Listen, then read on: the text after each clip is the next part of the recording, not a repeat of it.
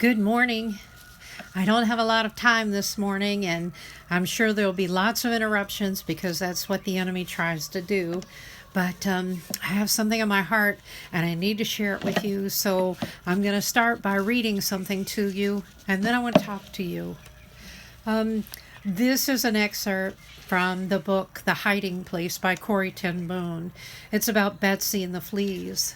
First of all, Betsy and Corrie ten Boom, they spent time in notorious Ravensbrück concentration camp north of Berlin for hiding Jews in their home during the Nazi occupation in Holland. The ten Boom family of Haarlem were watchmakers by trade, and they also lived as devout Christians. Corrie was raised to understand that honoring God included respecting the Jewish people. Now here's Corrie's famous story of Betsy and the fleas from The Hiding Place.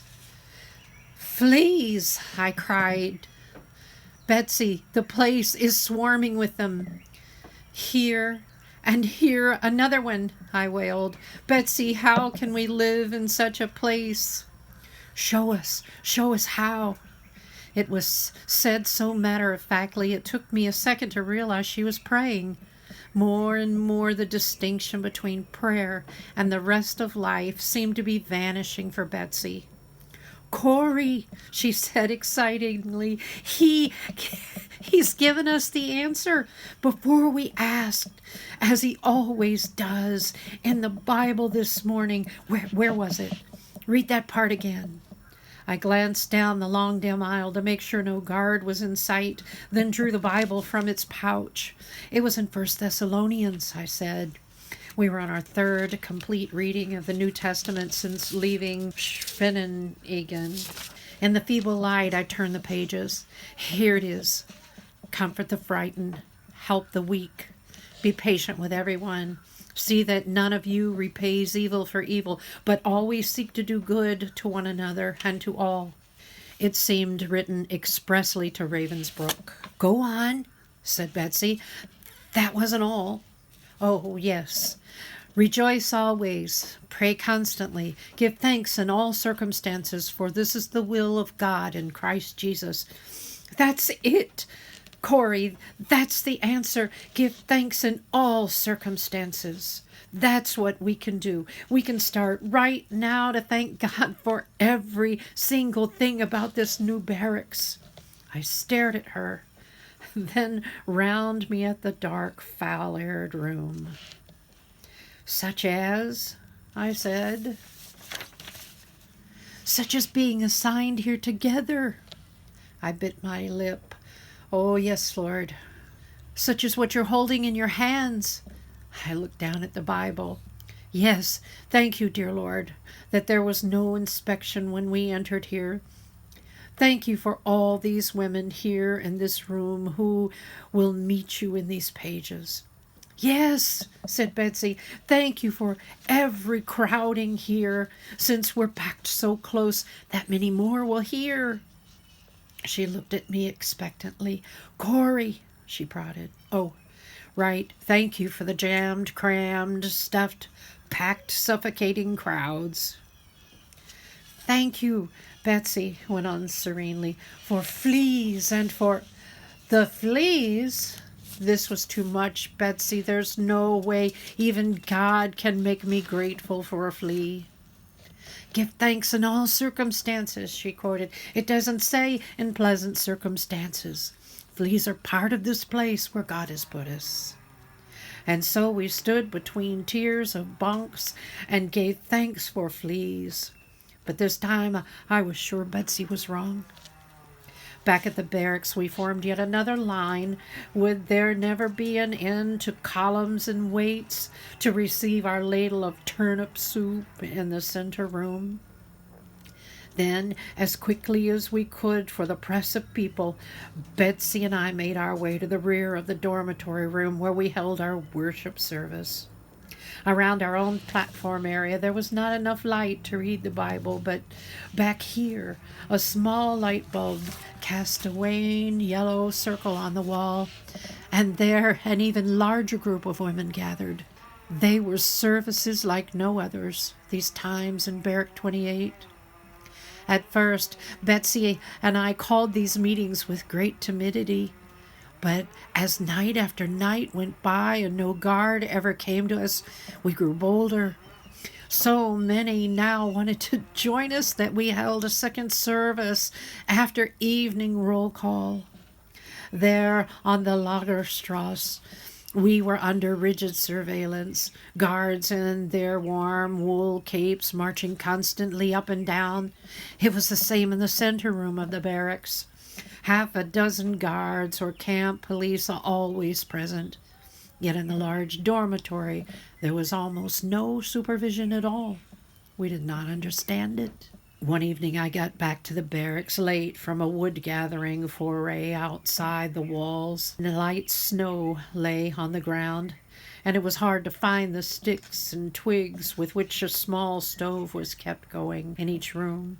Betsy was waiting for me, as always, so that we could wait through the food line together. Her eyes were twinkling. "You're looking extraordinarily pleased with yourself," I told her. "You know, we've never understood why we had so much freedom in the big room," she said. "Well, I found out."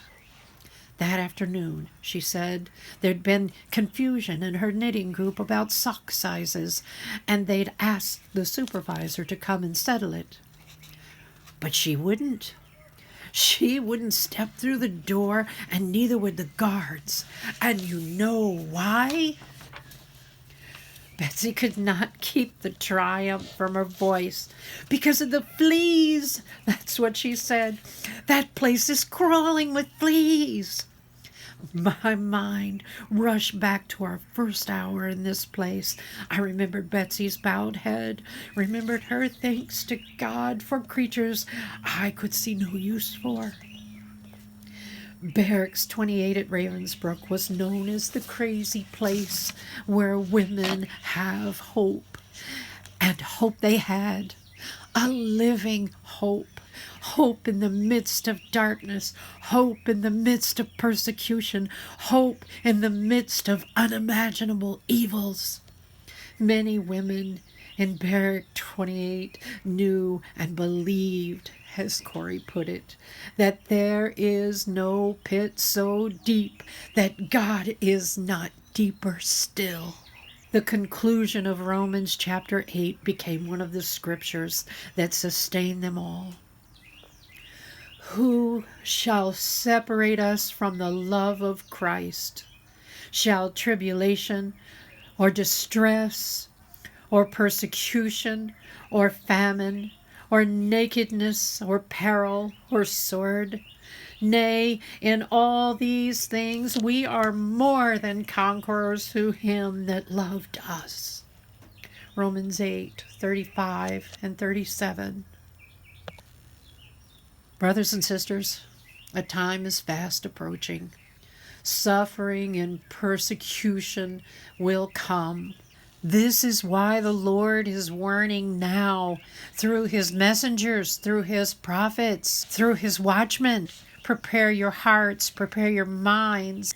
And part of that preparation is remembering who God is and remembering his promises. We must hide those words in our hearts that we might stand against whatever comes our way. Recall all of the times that the Lord was there for his people, how he parted the sea, how he rained down manna from heaven, how he brought water from a rock, how he preserved Israel through Joseph, how he fed Elijah by the brook, how he sustained the widow of Zarephath and her son through the famine, and how he even raised her son from the dead through Elijah. While his punishment is fierce against those who do not fear him, against the unrepentant, he does not punish those who love him and who honor him as God, who obey him. Brothers and sisters, don't look to the right, don't look to the left, and don't behave as those who have no hope. Don't behave as though your God, who created heaven and earth, doesn't have the power to deliver you. He loves us with an everlasting love. We ask him, and then we trust him, and we follow him, and we listen to him, and no matter where He leads us, even in death, we remain faithful unto the end. Jesus is coming.